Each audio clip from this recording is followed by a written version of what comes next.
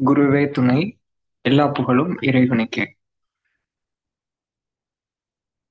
இன்னைக்கு respiratory system, சுவாச மண்டலம், மனத உடல் ரகசியம், இது தொடர்ச்சியாக ஒவ்வொரு மண்டலங்கள் பார்த்துட்டு இருக்கோம். இதுல இயக்கங்கள் இயக்கங்கள் அப்படின்றது physiology, rules of right physiology, இதுதான் நம்ம ஒவ்வொரு வகுப்புலையும் பார்த்துட்டு இருக்கோம். ஃபங்க்ஷன் அப்படின்றது இப்போ உடல் எப்படி இயங்கணுமோ அது போல சரியா இயங்குது அப்படின்னா உடல் ஆரோக்கியம். உடல் இயக்கம் சரியா இயங்காம இருக்கிறது தான் அங்க நோய். இப்ப ரெஸ்பிரேட்டரி சிஸ்டத்துல வரக்கூடிய வியாதிகள் என்னென்ன அப்படின்னா bronchial asthma, chronic obstructive pulmonary disorder, wheezing வருது. அதுக்கடுத்து இன்னும் நுரையீரல் சம்பந்தப்பட்ட எல்லா வியாதிகள், அங்க நீர் தேக்கம் இருக்கிறது. இது மாதிரி நிறைய வியாதிகள் இருக்கு. இது எல்லாமே ஏன் வருது அப்படின்னா இந்த ஃபங்க்ஷன் சரியா இல்லாதனாலதான் வருது. இயக்கம் சரியா இருக்கிறப்ப இந்த வியாதிகள் வரவே வராது. வியாதி வந்தாலும் இயக்கங்கள் சரியா இருக்கிறப்ப அந்த வியாதி இயக்கத்துக்கு தகுந்தாப்புல மாறி அது குணமாயிரும். மீண்டும் அந்த நோய் வளராது. நம்ம இருக்கிற ஒவ்வொரு நொடியும், இப்ப நம்ம உட்கார்ந்து இருக்கிறோம் அப்படின்னா இந்த ஒவ்வொரு நொடி ஒண்ணு நம்மளுடைய ஆரோக்கியம் இன்னும் அதிகமாகுது, இல்லை அப்படின்னா நோய் இன்னும் பெரிதாகுது. உடல் இயங்கிட்டே தான் இருக்கு, அந்த இயக்கத்துல இதுதான் நடக்கும், ஒண்ணுமே இல்லாம இருக்காது. அப்போ உடல் இந்த நொடி என்னுடைய ஆரோக்கியத்தை மேம்படுத்துறேனா இல்ல கம்மி பண்றேனா, அதுதான். ஒவ்வொரு செகண்டும் ஹீலிங் நடக்குது, ஒவ்வொரு செகண்டும் ஹீலிங் நடக்கல அப்படின்னா நோய் வளருது. அப்ப அதை எப்படி சரியா வச்சுக்கிறது அப்படின்றது, அத அந்த உறுப்பு பத்தின, அந்த மண்டலத்தை பற்றின சரியான நாலேஜை நம்ம செயல்படுத்துறப்ப இயக்கங்களை நம்ம சரி செஞ்சு நோயிலிருந்து விடுபட முடியும். நோய்க்கு எந்த மருந்து எடுத்தாலும் சரி, உலகத்தில் சஞ்சீவினி மருந்து அதையே கொடுத்தாலும் சரி, இப்ப சொல்லக்கூடிய இந்த ஃபங்க்ஷன்ஸ் சரியா பண்ணல, இந்த விதிகளை பின்பற்றல அப்படின்னா வியாதி குணமானது திரும்ப வரும், இல்ல வியாதி குணமாகாம போகும். ஏன்னா இதுதான் இயற்கையின் விதி, இப்படிதான் உடல் இயங்குது. ஃபங்க்ஷன் இப்படிதான். இந்த ஃபங்க்ஷன் எல்லாருமே கண்டிப்பா தெரிஞ்சுக்கணும். ரொம்ப எளிமையான முறையில நான் சொல்றேன், முழுமையா கவனிச்சுக்கோங்க.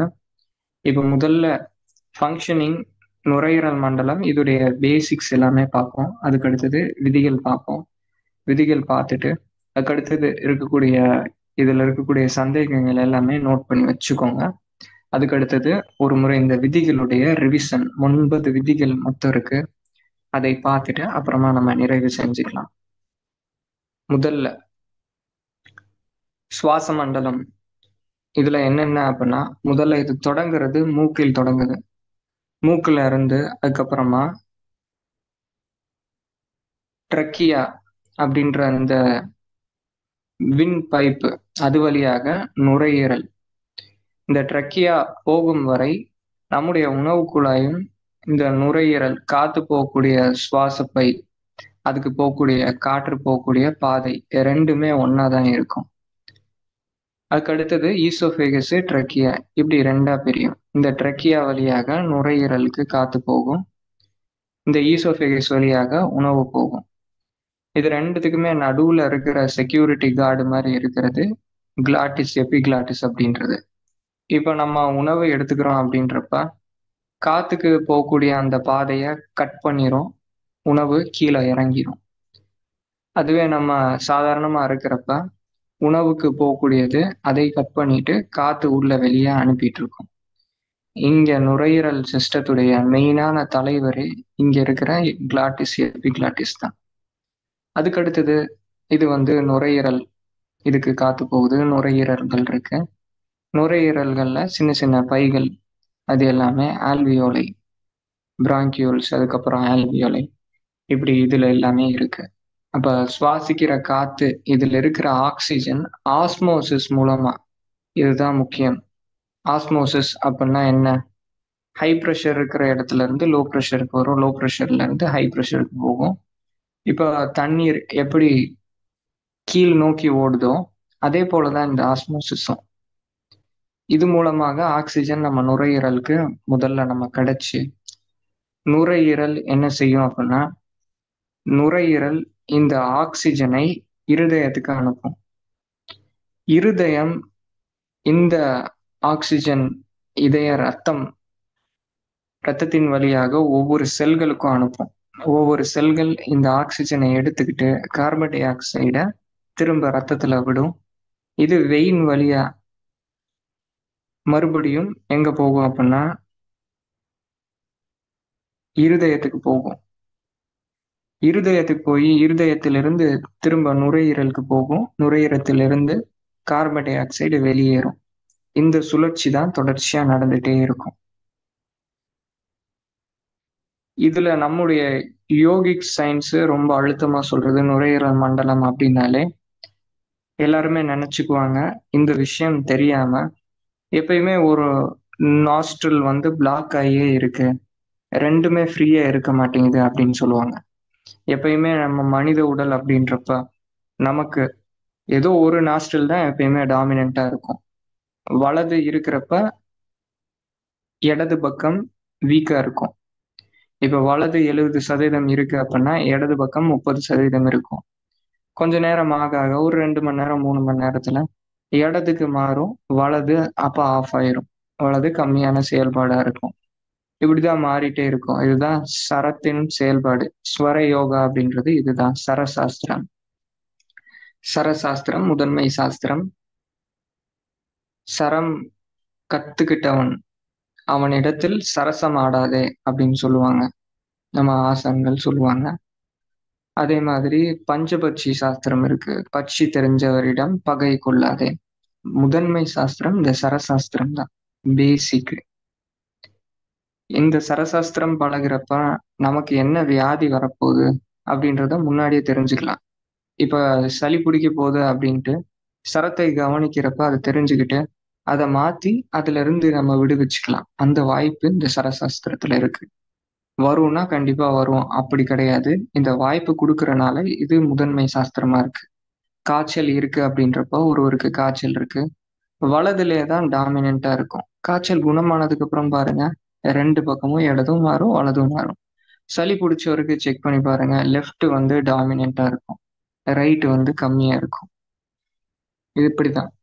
அது மாதிரி ஒரு வியாதியிலிருந்து நம்ம வெளியே வரணும், ஒரு மனநிலையிலிருந்து வெளியே வரணும் அப்படின்னா இந்த சரத்தை மாத்துறப்பயே அது வெளியே வர முடியும். இது முழுமையா ஒரு கலை, சரக்கலை அப்படின்றது தனியான கலை. அதுக்கடுத்தது 3வது, இந்த ஆக்சிஜன் நம்ம உடல்ல எவ்வளவு இருக்குதோ அந்த அளவுக்கு நம்மளுடைய உடல் ஆரோக்கியமா இருக்கும். உடலின் செல்கள் ஆன்டி ஏஜிங் யூத்ஃபுல்லா இருக்கும். இந்த ஆக்சிஜன் குறையிறப்பதான் ரத்தத்தில் ஆக்சிஜனுடைய அளவு, செல்களுக்கு கிடைக்க வேண்டிய ஆக்சிஜனின் அளவு குறையிறப்பதான் வயோதிகம் உண்டாகும். செல்களுக்கு செல்கள் இருக்கக்கூடிய பாண்டிங், அங்க இருக்கிற மேக்னெட்டிக் ஃபோர்ஸ் எல்லாமே கம்மியாகி உடல் தளர்வாகி போகும், சீக்கிரமா வயசாகும், சீக்கிரமா நோய் வரும். அப்ப இந்த ஆக்சிஜனை உடலில் சேமிச்சு வைக்கக்கூடிய ஆற்றல் வாய்ந்தது உணவு. இந்த உணவில் ஆன்டி ஆக்சிடென்ட் அதிகமா இருக்கிற உணவுகள் இந்த ஆக்சிஜனை நமது உடலில் தக்க வச்சு கொடுக்கும். இன்னொன்னு, மண் தரையில் நம்ம கால் பதிக்கிறப்ப இந்த ஆக்சிஜன் ஆன்டி ஆக்சிடென்ட்டுக்கு எதிரியா இருக்கக்கூடிய ஃப்ரீ ரேடிக்கல் இதை உள்ள வாங்கிட்டு நமக்கு எப்பயுமே ஆக்சிஜன் உடல்ல நிறைஞ்சிருக்கிற செய்யும் மண் தரையில் வைக்கிறப்ப. அப்ப நுரையீரல் மண்டலத்துக்கும் இத்தனை விஷயத்துக்கும் சம்மந்தம் இருக்கு. நம்ம காத்து உள் இழுக்கிறோம், ரத்தத்தில் சிகப்பணுக்கள் இருக்கு பாருங்க. நான் சொன்னேன் இல்லையா முதல்லயே பேசிக்ஸ்ல, ஒவ்வொரு செல்களுக்கு ஆக்சிஜனை கொண்டு போய் சேர்க்கும் ரத்தத்தில் கலந்து அப்படின்னு. அந்த வேலையை செய்யறது ரத்தத்தின் சிவப்பணுக்கள், ஆர்பிசி. இந்த ஆர்பிசியில முக்கியமான பங்கு ஹீமோகுளோபின். ஹீமோகுளோபின் அப்படின்றது ஆர்பிசியில தான் இருக்கு. ஹெச்பி எல்லாருமே செக் பண்ணுவாங்க, டயர்டா இருக்கு, அனிமிக்கா இருக்காங்க அப்படின்னா ஹீமோகுளோபின் செக் பண்ணுவாங்க. அப்ப ஹீமோகுளோபின் அப்படின்றது என்னன்னா இரும்பு சத்து, புரத சத்து, இதுதான் ஹீமோகுளோபின். இதுதான் ஆக்சிஜனை கொண்டு வந்து அதுக்கப்புறமா எல்லா செல்களுக்கு கொடுக்கறது, இந்த வேலையை செய்யறது இந்த red blood cell. Red blood செல்ல முக்கியமான பங்கு வகிக்கிறது யாரு? ஹீமோகுளோபின். அப்போ வந்து சுவாச மண்டலம் சரியா இருக்கணும் அப்படின்றப்ப ஹீமோகுளோபின் கண்டென்ட் நல்லா இருக்கணும். அப்பதான் ஆக்சிஜன் ஒவ்வொரு இடத்துல போய் சேரும். இரும்பு சத்து உள்ள உணவுகள் சீரா நம்ம உடம்புல இருக்கணும். அதுக்கு அடுத்தது 2வதா புரதம் சரியா இருக்கணும். 2 சரியா இருக்கிறது நுரையீரல் மண்டலத்துக்கு ரொம்ப முக்கியமான தேவை. இதுதான் பேஸ். இப்போ நம்ம சொல்லியிருக்கிறது தெளிவாயிக்கோங்க. இதுக்கு அடுத்தது விதிகள் ஒவ்வொன்றா நம்ம பார்க்கலாம். முதல்ல ஒரு மனுஷன் பிறக்கிறான் அப்படின்னா பிறந்ததுல இருந்து ஏஜ் அட்டன் பண்ற வரை, ஆண்களா இருந்தாலும் பெண்களா இருந்தாலும் ஏஜ் அட்டன் பண்ற வரை உடம்பு ஸ்லேத்தும உடம்பா இருக்கும், கப உடம்பா இருக்கும். பாத்தீங்க அப்படின்னா சின்ன குழந்தைங்களுக்கெல்லாம் சளி சம்பந்தப்பட்ட பிரச்சனை தான் ரொம்ப அதிகமா வரும். இதுவே வயசானவங்களுக்கு பாருங்க, அவங்களுக்கு வாத உடம்பா மாறிடும். அப்போ ஜாயிண்ட்ல எல்லாம் பெயின் வரும், இந்த வலிகள் சம்பந்தப்பட்ட தொந்தரவு வரும், கப சம்பந்தப்பட்ட தொந்தரவு அவங்களுக்கு இருக்காது. அது ஆதிக்கம் மாறும். இப்படிதான் உடம்பு. மிடில் ஏஜ்ல இருக்கிறவங்களுக்கு பித்தம் சம்மந்தப்பட்டது, டைஜஷன் சம்மந்தப்பட்ட தொந்தரவு, ஃபேட்டி லிவர், இது மாதிரியான தொந்தரவுகள் எல்லாம் வரும். அப்போ இந்த ரூல்ஸ் ஆஃப் ரைட் ஃபிசியாலஜி குழந்தையிலிருந்து நம்ம ஆரம்பிக்கிறோம். முதல் விதி அப்படின்றது இந்த குழந்தைங்களுக்கு பார்த்தா இந்த ஸ்லேத்தும உடலா இருக்கும். அப்போ குழந்தையில நம்ம எப்படி உடலை வச்சுக்கிறோமோ அதுதான் வயோதிகம் வரைக்கும் உடம்ப வச்சு காப்பாற்றும். பேஸ்மெண்ட் எப்படி கொடுக்குறோமோ அவளோட பில்டிங் நமக்கு ஸ்ட்ராங்கா இருக்கும். அப்ப இந்த பேஸ்மெண்ட் அப்படின்றது பியூபர்ட்டி அட்டன் பண்ற வரை. அப்ப இந்த ஏஜ்ல அதிகமா நோய் இருக்கிற மாதிரி நம்ம பார்த்துக்க கூடாது. நோய் அப்படின்றது கப சம்மந்தப்பட்ட நோய்கள் தான் வரும்னு சொல்லியிருக்கிறோம். சரி, ஏன் அப்படி வருது? ஏன் கபத்துடைய ஆதிக்கம் அதிகமா இருக்குன்னா, நம்ம அம்மாவுடைய வயிற்றுல 9 மாசங்கள் இருக்கிறப்ப அப்போ நம்ம சுத்திலுமே தண்ணி தான் இருக்கு, குளிர்ச்சி இருக்கு. இதே நிலையில நம்ம இருந்துட்டே இருக்கிறப்ப கப உடம்பு, கபத்தின் ஆதிக்கம் ஜாஸ்தியா இருக்கும். வெளியே வந்ததுக்கு அப்புறமும் பியூபர்ட்டி அட்டென்ட் பண்ற வரைக்கும் இதோடைய ஆதிக்கம் தான் ஜாஸ்தியா இருக்கும். அப்ப இந்த நிலையில இருக்கிறப்ப இப்ப கபத்தை அதிகமாக்கக்கூடிய உணவுகள் இந்த சின்ன குழந்தைங்களுக்கு கொடுக்க கூடாது. அப்ப முதல் தவறு, டைஜஷன் ஆகாம மறு உணவு கொடுக்க கூடாது. திருவள்ளுவர் சொல்லுவாரு, மருந்தெனும் வேண்டாம் யாக்கைக்கு அவர் அருந்தியது அற்று போற்றுவனி. ஒரு உணவை சாப்பிட்டு அது நல்லா டைஜஸ்ட் ஆகி அற்று போயிடணும். அதுக்கப்புறம் திரும்ப பசி எடுக்கும், திரும்ப அடுத்த உணவு கொடுக்கணும். அப்ப குழந்தைகளுக்கு பால், தாய்ப்பால் கொடுக்குறாங்க. தாய்ப்பால் கொடுத்து பசி முடிஞ்சு போயிட்டு திரும்ப தாகமா பசியா அப்படின்றது தெரிஞ்சுக்கிட்டு தண்ணீர் கொடுத்து, தண்ணீர் வேணான்னு குடிக்காம இருக்கிறப்ப திரும்ப பால் கொடுத்து அப்படி வளர்க்குறப்ப கபம் அதிகமாகாது. சின்ன குழந்தைங்களுக்கு வர வர வர கப சம்பந்தப்பட்ட பிரச்சனைகள் ரொம்ப அதிகமாயிட்டே போகுது. அடிக்கடி சளி பிடிக்கிறது, சளி அதிகமாவே இருக்கிறது, வாய் வழியாவே எப்ப பாரு மூச்சு விடுது, சின்ன குழந்தைங்கள் கொரட்டை விடுறாங்க, சின்ன குழந்தைங்க கர்ரு கர்ருன்னு சவுண்டு கேக்குது. இது எல்லாமே இந்த பேஸ் தெரியாதனாலதான். 2வது, கபத்தை அதிகப்படுத்துற உணவுகள் அப்படின்னா பிஸ்கெட்ஸு, கேக்கு, அதுக்கடுத்து பேக்டு ஃபுட்டு, ரீஃபைன்டு ஃபுட்டு, நார் சத்து இல்லாத உணவுகள் எல்லாமே இந்த கபத்தை அதிகப்படுத்தும். இப்ப கொடுக்குற உணவுகள்லாம் பாருங்க, வெள்ளை அரிசி நல்ல பாலிஷ் பண்ண அரிசியா கொடுக்குறாங்க. அப்ப அதில் நார் சத்தே கிடையாது. அப்ப நார் சத்து உள்ள உணவுகள் கொடுக்கணும். அப்ப என்ன செய்யணும்? காய்கறிகள் அதிகமா கொடுக்கணும், பழங்கள் கொடுக்கணும். அம்மா குழந்தை பிறந்தவுடனே தாய்ப்பால் கொடுக்கும் வரை அம்மாவுடைய உடல் நல்லா ஸ்ட்ராங்கா பார்த்துக்கணும். அம்மாவுடைய உடல் என்ன கேக்குதோ அதை கொடுக்கணும், என்ன சத்துக்கள் கேக்குதோ அதை கொடுக்கணும். அதுக்கடுத்தது 7 வயது வரை இந்த கப சம்பந்தப்பட்ட பிரச்சனை வரப்ப இதுக்கு அல்டிமேட்டா எழுதி கொடுக்குற மாதிரி மருந்துக்கு பேரு பால சஞ்சீவினி தைலம். குழந்தைகளுக்கான சஞ்சீவினி தைலம் பேரே அப்படி இருக்கு. அப்ப இந்த குழந்தைகளுக்கான சஞ்சீவினி தைலம் வீட்டுல தான் செய்ய முடியும். வெளியே மெடிக்கல் ஷாப்ல எல்லாம் கிடைக்காது. அதெல்லாமே நல்ல முறையில வேலை செய்யாது. அப்பப்ப செஞ்சு கொடுக்கறப்பதான் நல்லா வேலை செய்யும். இந்த பால சஞ்சீவினி தைலம் இதை பத்தி நிறைய பேர் ஏன் பேச மாட்டாங்க அப்படின்னா, இது மார்க்கெட்டிங்லாம் பண்ண முடியாது, வீட்டுல செஞ்சு யூஸ் பண்ணிக்கலாம். இந்த பால சஞ்சீவினி தைலம் குழந்தைங்களுக்கு சளி பிடிக்கிறப்ப, சளி அதிகமா இருக்கு அப்படின்றப்ப உடல் முழுக்க ஜாயிண்ட்ல எல்லாம் தேய்ச்சி அது தேய்க்கக்கூடிய முறை இருக்கு. தேய்ச்சி விட்டோம் அப்படின்னா அடுத்த நாளே சளி எல்லாமே மலம் வழியா நல்லா வெளியேறும். இருக்கிறது மூக்கு வழியா வாய் வழியா வெளியேறி இந்த சுவாசம் எல்லாமே ஃப்ரீ ஆயிரும். நான் குழந்தைகளுக்கு சொன்ன அந்த பிரச்சனை எல்லாமே சரியாகும். அப்ப இது 3யுமே பார்த்துக்கணும். அதுக்கு அடுத்தது அந்த ஏஜ்ல எக்ஸ்ப்ளோர் பண்ணக்கூடிய மென்டாலிட்டி இருக்கும். எல்லா இடத்துலயுமே போய் பார்க்கணும், எல்லா விஷயங்கள் செஞ்சு பார்க்கணும் அப்படின்ற மென்டாலிட்டி இருக்கும். விளையாட்ட தேடும். உடல் உழைப்பு அந்த நேரத்துல கேட்கும். அந்த உழைப்ப தடுத்துக் கூடாது. ஃபோனை குடுத்து அப்பதான் என்னால சமாளிக்க முடியும். ஃபோன் குடுக்கலன்னா சமாளிக்கவே முடியாது அப்படின்ட்டு தடுத்துட்டா, அப்ப நுரையீரல் சரியா இயங்காது. நுரையீரலுக்கான திறன் குறைஞ்சு போகும். அதுக்கு அடுத்தது குழந்தைகளுக்கு கிடைக்கக்கூடிய அட்மாஸ்பியர், படுக்கக்கூடிய இடம். குழந்தைகளுக்கு படுக்கக்கூடியது பெட்ல ரொம்ப சாஃப்ட்டா படுக்க வைக்கக்கூடாது. அது ஸ்பைனுடைய அலைன்மெண்ட்ட மாத்தும். நல்ல தரையில தான் படுக்க வைக்கணும். அதே மாதிரி பில்லோ, தலையணை வந்து கழுத்து கீழேயும் போகக்கூடாது, மேலேயும் வரக்கூடாது. கரெக்டா அந்த ஷேப்ல இருக்கணும். அது மாதிரி தலையணையில படுக்க வைக்கணும். இது எல்லாமே முதல் விதி. குழந்தைகளுக்கானது. இந்த பியூபர்ட்டி அட்டெண்ட் பண்ற வரைக்கும் அப்படின்னு சொன்னோம். அடுத்தது 2வது நம்முடைய முதுகுத்தண்டு. ரெஸ்பிரேட்டரி சிஸ்டத்துக்கு பேஸ் வந்து நம்முடைய முதுகுத்தண்டு. முதுகுத்தண்டு ஸ்ட்ரைட்டா இருக்கிறப்ப காத்து நல்ல உள்ள வரைக்கும் போகும். நுரையீரல்ல நிரம்பும். நுரையீரல்ல நிரம்பி டயப்ரம் கீழே இறங்கும்.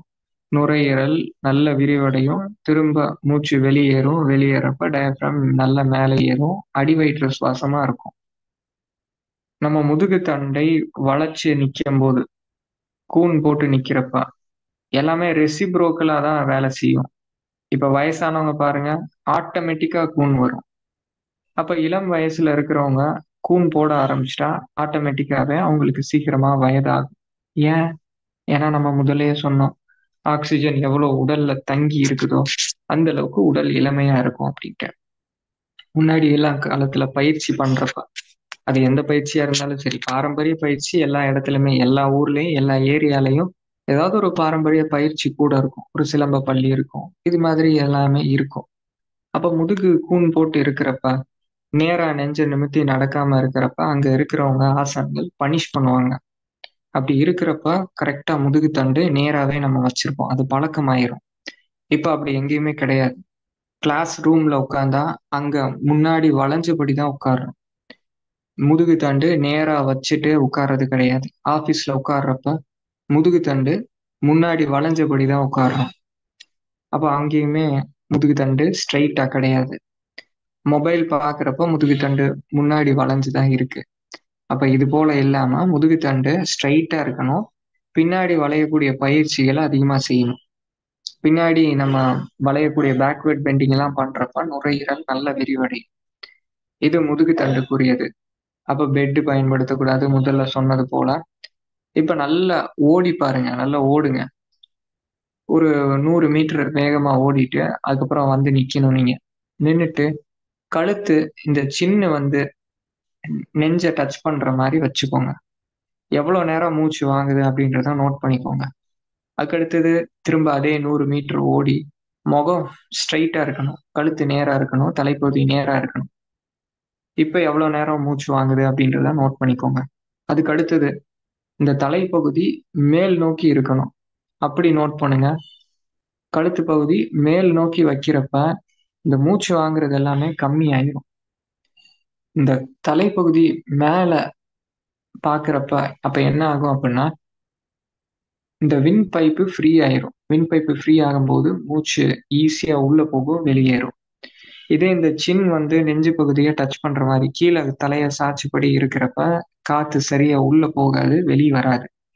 அப்ப இதனாலதான் நம்ம தலையணை ஹைட் ஏற ஏற என்ன ஆகும் அப்படின்னா, இந்த சின் இது நெஞ்சு பகுதியை ஒட்ட வர வைக்கும். வர வைக்கிறப்ப இரவு முழுக்க நீங்க தூங்குவீங்க. ஆக்சிஜன் உடலுக்கு கிடைக்கக்கூடிய அந்த கெப்பாசிட்டியை மிஸ் பண்ணிடுறீங்க. 8 மணி நேரம் 6 மணி நேரம் தூங்குறீங்கன்னா அந்த கெப்பாசிட்டி, அந்த வாய்ப்பை உடலுக்கிட்ட இருந்து பறிச்சிடுறீங்க. அப்ப இந்த நாலேஜ் இல்லாம இருக்கிறனால அதுக்கு அடுத்தது 4வது உணவு பழக்கம். இது நிறைய பேர் சொல்லாதது, நிறைய பேர் கடைபிடிக்காம இதனாலதான் வியாதி வருது. நம்ம நுரையீரல் சிஸ்டத்துடைய அனாட்டமி பிசியாலஜி சொன்னோம். என்ன சொன்னோம்? உணவு எடுக்கிறப்ப அது நேரா வரும், கீழே இறங்கும், உணவு குழாய் வழியா வரப்ப அதுக்கு அடுத்தது நம்முடைய கிளாட்டிஸ், எபிகிளாட்டிஸ் இது சுருங்கி உணவு பாதையில அனுப்பும். இது சரியான ஃபங்க்ஷன். இந்த ஃபங்க்ஷன் சரியா நடக்காம என்ன ஆகும் அப்படின்னா, இந்த உணவுகளுடைய சிறு சிறு பகுதிகள் இது நுரையீரலுக்கு உள்ள வந்துட்டா உடனே நம்ம சிஸ்டம் என்ன பண்ணும் அப்படின்னா, அதை தும்மல் வழியாவோ பொறை ஏறியோ வெளியேற்றும். அதை விட நம்ம தொடர்ச்சியா நம்ம உடல் பலகீனமாவே வச்சிருந்து நுரையீரல்ல ஆல்ரெடி அதிகமா சளி இருந்திருக்கு அப்படின்றப்ப என்ன செய்யும் அப்படின்னா, அதையெல்லாம் பெருசா கண்டுக்காது. நம்ம உடம்பு அதை தூக்கி போடுற அளவுக்கு கூட சக்தி இல்லாம அப்படியே அதை நுரையீரல்ல சேர்த்து வச்சுக்க ஆரம்பிக்கும். இது உடனே என்ன செய்யும்? சளியை உருவாக்கி மூக்கு வழியாக வாய் வழியாக சளி வெளியேற்ற தொடங்கும். இதையும் நம்ம தடை செய்யறப்ப இது நுரையீரல் இன்ஃபெக்ஷன் மிகப்பெரிய வியாதியா உருவாகும். அப்ப இது எங்க ஸ்டார்ட் ஆகுது அப்படின்னா, நம்ம உணவு வாய்க்குள்ள போடுறோம், தண்ணி குடிச்சு பாருங்க, உணவு குடிச்சு பாருங்க, மூச்சு அப்ப நிக்கும். இதுல இருந்து நம்ம தெரிஞ்சுக்கலாம். அப்ப இந்த உணவு நம்ம எடுத்துக்கிறோம் அப்படின்றப்ப, உணவு சாப்பிட்றப்ப பேசுனா அப்ப நம்ம கிளாட்டிஸ், நம்ம உடல் கன்ஃபியூஸ் ஆகும். சுருங்கும் விரியும், சுருங்கும் விரியும். நீங்க பேசிட்டே சாப்பிடுவீங்க. அப்ப உணவின் சிறு சிறு துண்டுகள் இந்த நுரையீரல் பாதையில வெளிவரும், உள்ள போய்க்கும். போக போக போக இது பின்னாடி பெரிய பிரச்சனையாக உண்டாகும். அப்ப சாப்பிடுறப்ப பேசக்கூடாது. இதுதான் முக்கியமான 4வது விதி. அதுக்கு அடுத்தது 5வது விஷயம். நம்ம என்ன சொன்னோம்? இந்த காத்து நேரா மூக்கின் வழியாக உள்ள வரும்.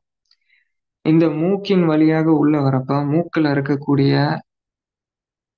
முடி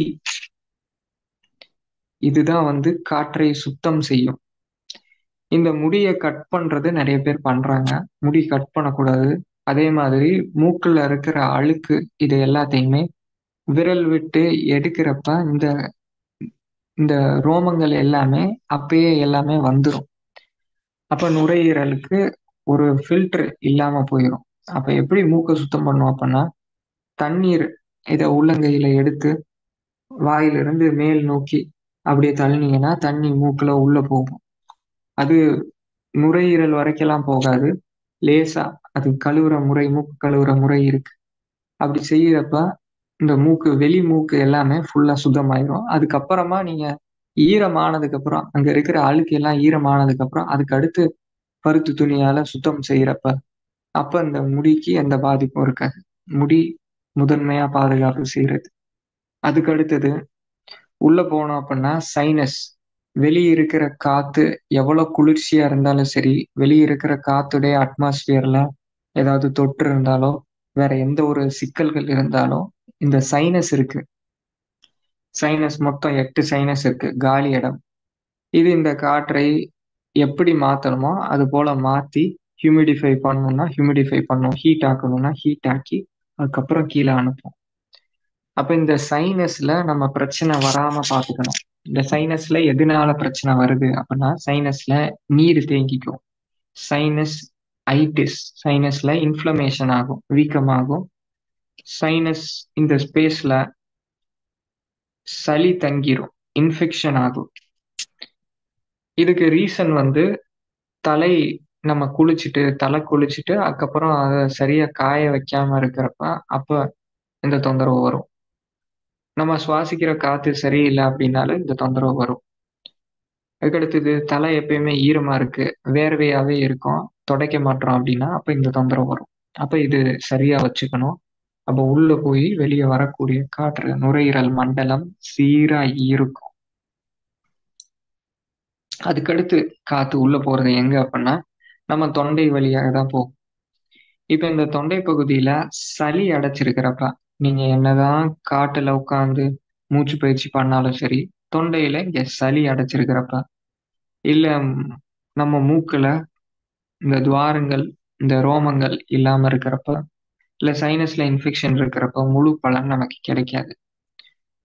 அப்ப இந்த தொண்டையில ஏன் சளி அடைக்குது அப்பன்னா, இதுடைய முதல் காரணமும் சாப்பிடுறப்ப பேசுறது, இல்ல ஏதாவது குடிக்கிறப்ப பேசிட்டே குடிக்கிறது. அப்ப அந்த கிளாட்டிஸ்ல அந்த உணவு படலங்கள் எல்லாமே படிய ஆரம்பிக்கும். படிய ஆரம்பிச்சு அதுக்கு அடுத்தது என்ன ஆகும் அப்படின்னா, இதை வெளியேத்துறதுக்காக சளி நம்ம உடல் உருவாக்கி அந்த சளியை தங்க வச்சு அதுக்கப்புறமா வெளியேற்றும். நுரையீரல்ல இருக்கிற சளியை வெளியே எடுக்கிறது எளிமை. தலையில இருக்கிற சளியை வெளியே எடுக்கிறது ஈஸி. தொண்டையில இருக்கிறது அவ்வளவு ஈஸி கிடையாது. கஷ்டம் அது. அந்த பிரச்சனை இருக்கிறவங்க எப்ப பாரு பேசுறப்ப அப்படி செஞ்சுட்டே தான் பேசிட்டு இருப்பாங்க. அப்ப அங்கங்க சளி அடைச்சுக்கும். ரீசன் வந்து இதுதான். சாப்பிடுறப்ப பேசக்கூடாது. ஏதோ குடிக்கிறப்ப அப்ப பேசக்கூடாது. அப்ப இந்த ப்ராப்ளம் ஃபுல்லாவே சரியா வரும். 6வது விஷயம். நம்முடைய தோல் இது நுரையீரலின் நண்பன். நம்ம நுரையீரல் மூக்கு வழியாக சுவாசிச்சு ஆக்சிஜனை அனுப்புறோம். அதே மாதிரி தோல் வழியாக ஆக்சிஜனை, காற்றை உள்ள நம்ம எடுக்கிறோம் டைரக்டா. இந்த தோல் தான் உடலின் மிகப்பெரிய உறுப்பு. இந்த தோல் சரியா வச்சுக்கணும். தோல்ல எந்த ஒரு கிரீமோ, எந்த ஒரு தடை செய்யக்கூடிய அந்த துவாரங்களை தடை செய்யக்கூடிய பொருட்கள் எதுவுமே தடவக்கூடாது. வாரம் 2 முறை எண்ணெய் தேய்ச்சு குளிக்கிறப்ப இந்த துவாரங்கள்ல இருக்கிற அடைப்பு எல்லாமே நீங்கிரும். இத கிளீன் பண்றது மாதிரி. இருக்கிறதுலயே ஸ்கின் கேர் ரொட்டீன்லயே இருக்கிறதுல பெஸ்ட் ரொட்டீன் என்ன அப்படின்னா எண்ணெய் தேய்ச்சு குளிக்கிறது தான். இந்த எண்ணெய் தேய்ச்சு குளிக்கிற முறை எப்படி? இதுல இருந்து 100% எப்படி பலன்கள் நம்ம அடையிறது அப்படின்றத நம்முடைய சேனல் கியூர் வயா நேச்சர் கேர் அப்படின்ற சேனல்ல நம்ம கொடுத்துருக்குறோம். அதுல நீங்க முழு விதிகள் பார்த்துக்கலாம். விதிகள் ஃபாலோ பண்ணி எண்ணெய் தேய்ச்சு குளிக்கணும். அந்த விதிகள் எல்லாத்தையுமே ஃபாலோ பண்ணி எண்ணெய் தேய்ச்சு குளிச்சா, வெறும் இந்த எண்ணெய் தேய்ச்சு குளிக்கிறப்ப உடல்ல நிறைய மாற்றங்கள் வரும். நான்லாம் இந்த முறை சொல்லி பைல்ஸ் பிரச்சனையும் சரியாயிருக்கு. எங்கேயுமே சரியாகாது, சரியாயிருக்கு. அதுக்கடுத்தது எலும்பு சம்மந்தப்பட்ட பிரச்சனை, எல்லா பிரச்சனைகள் 1, 2 கிடையாது. எல்லாமே இந்த எண்ணெய் தேய்ச்சு குளிக்கிற பாக்கியம், எண்ணெய் தேய்ச்சு குளிக்கிற அட்வான்டேஜ் நம்ம தமிழ்நாட்டுல இருக்கிறவங்களுக்கு, நம்மளுடைய கிளைமேட்ல இருக்கிறவங்களுக்கு தான் இருக்கு. இப்ப நெதர்லாண்ட்ல இருக்கிறவங்க எண்ணெய் தேய்ச்சு குளிக்கலாமா அப்படின்னா அவங்களுக்கு வாய்ப்பு இல்லை. அவங்களால முடியாது. அவங்களுக்கு அந்த அட்வான்டேஜ் கிடையாது. அப்ப நம்ம அதே அட்வான்டேஜ் யூஸ் பண்ணிக்கலாம். அதே மாதிரி சோப்பு பயன்படுத்தக்கூடாது.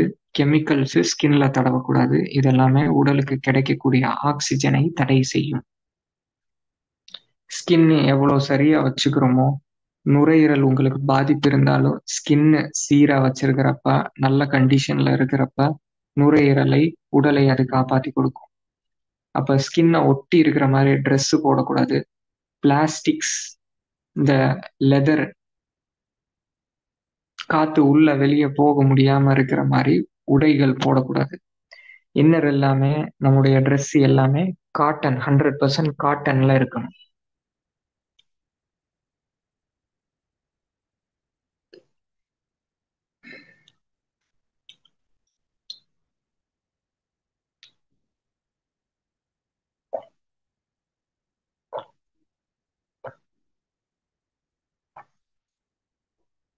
அதுக்கு அடுத்த விதி நம்ம பேசிக் சொல்றப்ப சொன்னோம் இல்லையா, ரத்தத்தின் சிகப்பணுக்கள் இதுதான் ஆக்சிஜனை ஒவ்வொரு இடத்துக்கு கொண்டு போய் சேர்க்குது அப்படின்ட்டு. அப்ப இரும்பு சத்து அதிகமா இருக்கிற உணவுகள் எடுத்துக்கணும்.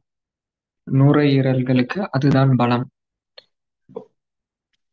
இரும்பு சத்து நம்ம எடுத்துக்க உணவுல அதிகமாவே இருக்கு.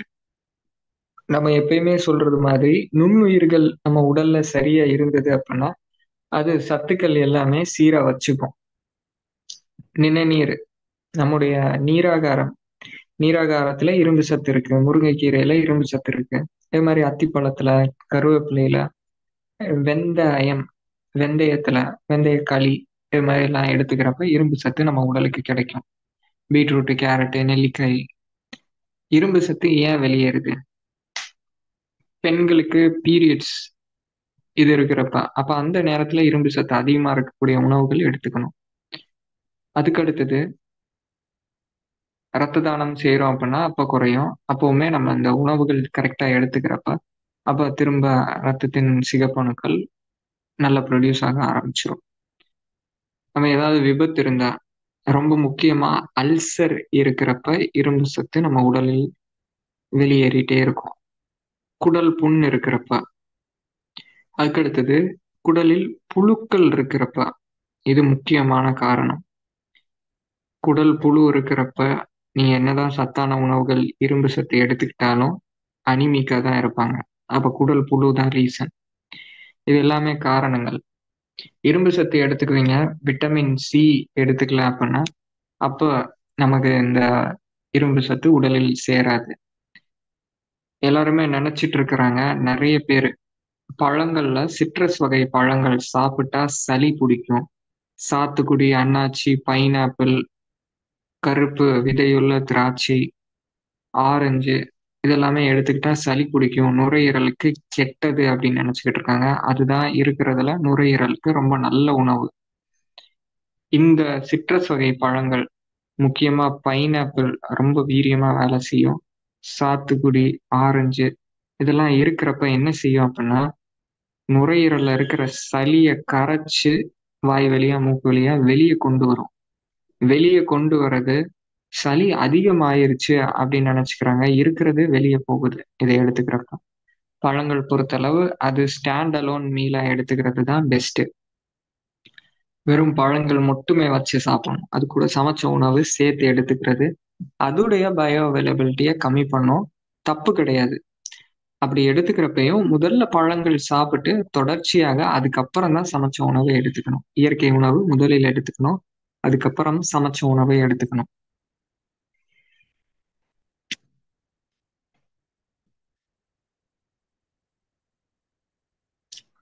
அப்ப இரும்பு சத்து, விட்டமின் சி இதுக்கு உதவக்கூடிய சத்து அப்படின்றத பார்த்தோம். அதுக்கு அடுத்தது நம்ம என்ன பேசணும்? சுருங்கி விரியக்கூடிய தன்மை உள்ளது நம்மளுடைய நுரையீரல். நம்முடைய கிளாட்டிஸும் சரி சுருங்கி விரிஞ்சிட்டு இருக்கும். இதுல கிளாட்டிஸ் தான் மெயினான வேலை செய்யறவருன்னு சொன்னேன். சுருங்கி விரியணும் அப்படின்னா ஒரு உறுப்பு சுருங்கணும் அப்படின்றப்ப அந்த உறுப்புக்கு சுவை தேவை.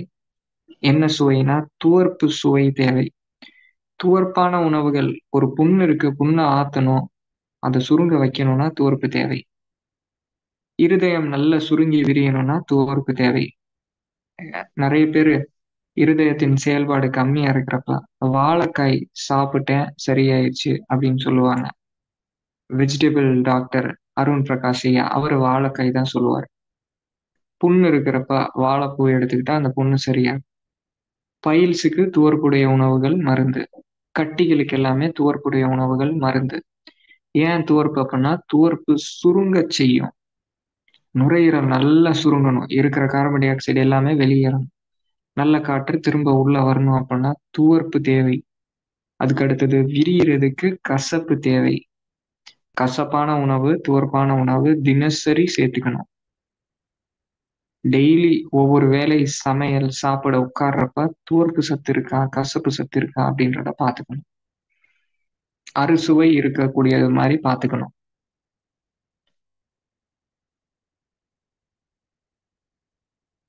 அதுக்கு அடுத்தது என்னென்ன விஷயங்களை அவாய்ட் பண்ணோம் அப்படின்றது தான் 8வது விதி. ஏற்கனவே நம்ம முன்னாடி காலத்தை விட இப்ப கம்பேர் பண்றப்ப காத்துடைய பொல்யூட்டன்ட் அதிகமாயிட்டே இருக்கு. இதுல ஆஸ்மோசிஸ் அப்படின்ற கான்செப்ட் சொன்னேன். ஆஸ்மோசிஸ் அப்படின்றப்ப இப்ப நம்ம இருக்கிற அறையில ஆக்சிஜன் இருந்தது அப்படின்னா ஆக்சிஜனுடைய அளவு அதிகமா இருந்தது, சரியா இருந்தது. 21% நம்ம காத்துல நிறைய கேசஸ் இருக்கு. அது 21% ஆக்சிஜன் இருக்கிறப்ப அது நுரையீரலுக்கு ஆட்டோமேட்டிக்காவே உள்ள போய் எல்லா செல்களுக்கு போகும். இப்ப நம்ம இருக்கக்கூடிய அறையில இந்த 21% ஆக்சிஜன் இல்லை அப்படின்றப்ப என்ன நடக்கும் யோசிச்சு பாருங்க. அப்ப உடலுக்கு தேவையான ஆக்சிஜன் கிடைக்காதுன்னு நினைப்பீங்க. உடல் கஷ்டப்படும் நினைப்பீங்க. இதை விட ஒரு படி மேல நடக்கும். இதனாலதான் நான் ஆஸ்மோசிஸ் அப்படின்றத சொன்னேன். காத்து கிடைக்காம இருக்கும். எப்படி பசிச்சா உணவு கிடைக்காம இருக்குதோ அது மாதிரியான சுச்சுவேஷன் உருவாகும். பசிச்சா உணவு கிடைக்காது, உடல் அதுக்கு கஷ்டப்படும். அதே சமயத்துல உள்ள இருக்கிற உணவு எல்லாமே வாந்தி எடுக்க வச்சா எப்படி இருக்கும் உங்களுக்கு பசி எடுக்கிறப்ப? அது மாதிரியான சுச்சுவேஷன் கிரியேட் ஆகும். அப்போ உள்ள இருக்கிற கொஞ்ச நெஞ்ச ஆக்சிஜனும் வெளியேற தொடங்கிரும். ஒவ்வொரு செல்கள் ஆக்சிஜன் இல்லாம அது இறப்பை நோக்கி போயிட்டே இருக்கும். அப்ப நம்ம இருக்கக்கூடிய அறையில இருக்கக்கூடிய இடத்துல ஆக்சிஜன் அதிகமா இருக்கணும். அது மாதிரி பார்த்துக்கோங்க.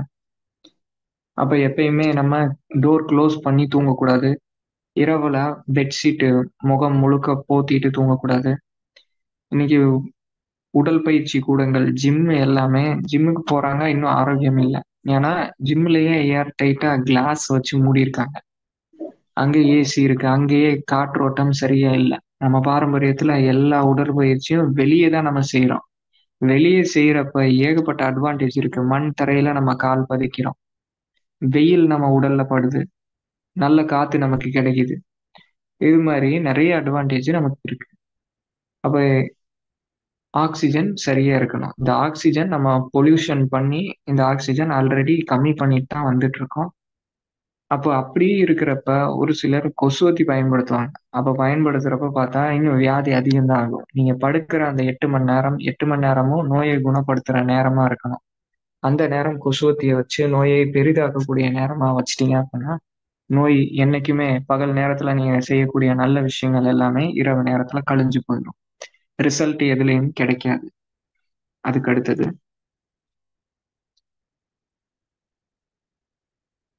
கொசுவத்திக்கு பதிலா வலை பயன்படுத்திக்கோங்க. உணவில் பால் சார்ந்த பொருட்கள் தவிர்த்திடணும். உணவு செரிமானம் ஆகணும். செரிமானம் ஆகுறதுக்கு என்னென்ன உணவு கஷ்டமா இருக்கோ அதை எல்லாத்தையுமே தவிர்த்துருங்க. கஷ்டமா செரிமானம் ஆகக்கூடிய உணவு, செரிமானம் சரியா ஆகாத உணவுகள் சளியா மாறும்.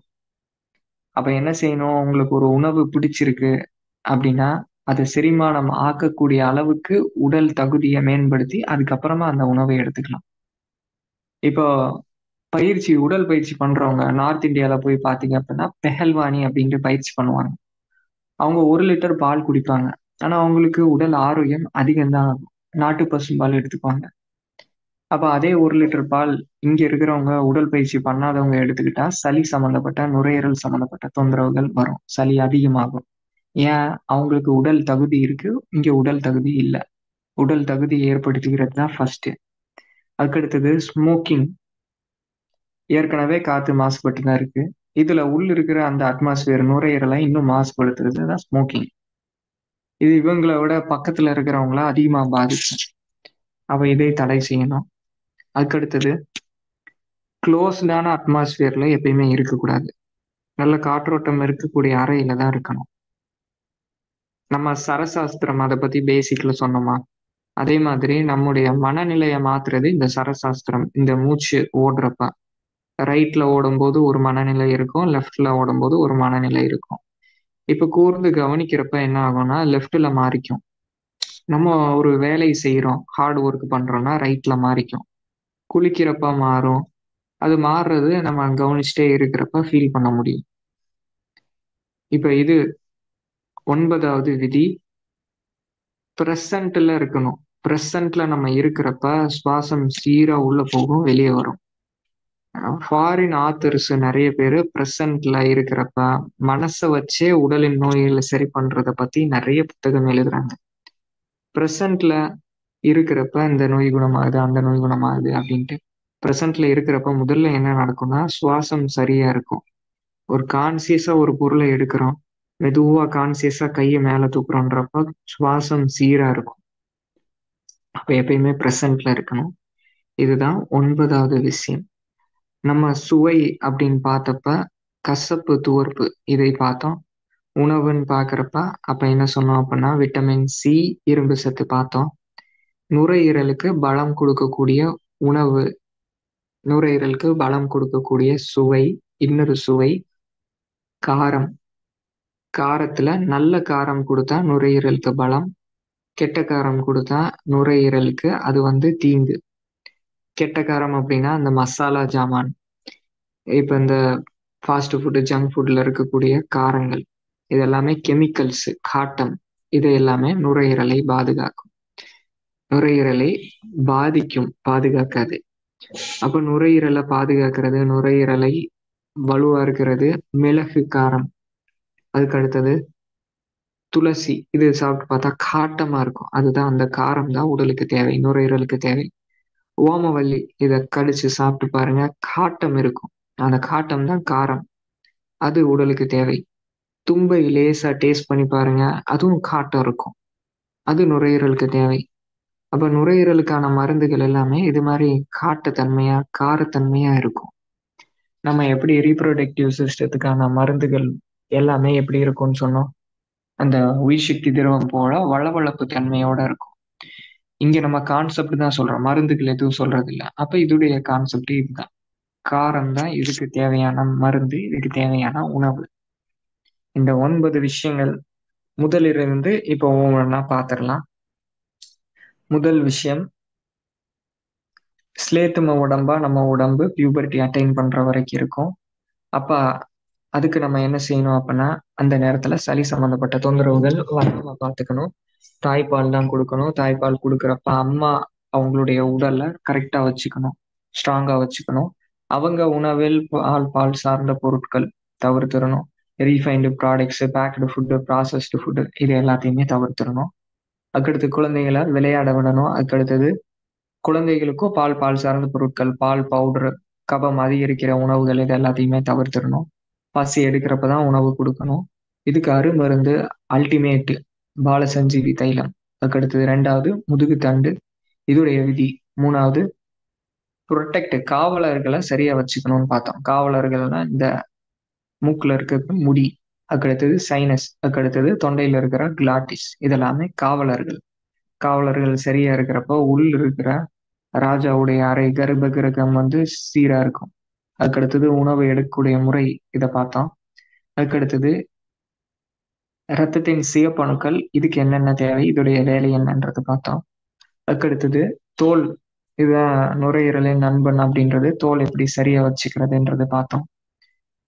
அதுக்கடுத்தது 7வது, நுரையீரலுக்கு சுருங்கி விரியறதுக்கு தேவையான சுவை, நுரையீரலை பலப்படுறதுக்கு தேவையான சுவை. சுருங்கி விரிய, கசப்பு, துவர்ப்பு, பலப்படுத்துறதுக்கு காரம். என்னென்ன விதிகள், என்னென்ன விஷயங்கள் அவாய்ட் பண்ணும் அப்படின்றத எல்லாத்தையுமே பார்த்தோம். அதுக்கடுத்தது 9வதா ப்ரெசன்ட்ல இருக்கணும் அப்படின்றத நம்ம கடைசியா சொன்னோம்.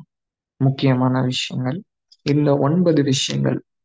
நுரையீரல் இந்த வியாதிகளால பாதிக்கப்பட்டிருக்கிற எல்லாருக்குமே இதை ஷேர் பண்ணுங்க, இது யூடியூப்ல உங்களுக்கு வந்துடும். அதுக்கு அடுத்தது நுரையீரல் பலமா வச்சிருக்கணும் அப்படின்ற எல்லாருக்குமே ஷேர் பண்ணுங்க, இதை கடைபிடிங்க. கடைபிடிச்சு உங்களுக்கு கிடைக்கிற அனுபவத்தை ஷேர் பண்ணுங்க. ஷேர் பண்றப்ப இதோடைய உண்மை தன்மை என்ன அப்படின்றது மற்றவங்க பார்க்குறப்ப புரிஞ்சுக்குவாங்க. புரிஞ்சு அதன் மூலமா பல பேர்த்துக்கு நன்மை நடக்கிறதுக்கு வாய்ப்பு இருக்கு. வாய்ப்பு கொடுத்த இறை சாதனை மார்க்கத்துக்கு நன்றி. வாழ்க வளமுடன். குருவே துணை. நன்றிங்க. ரொம்ப நன்றிங்க ஐயா. வாழ்க வளமுடன். வாழ்க வையகம், வாழ்க வையகம், வாழ்க வளமுடன். இன்றைய வகுப்பு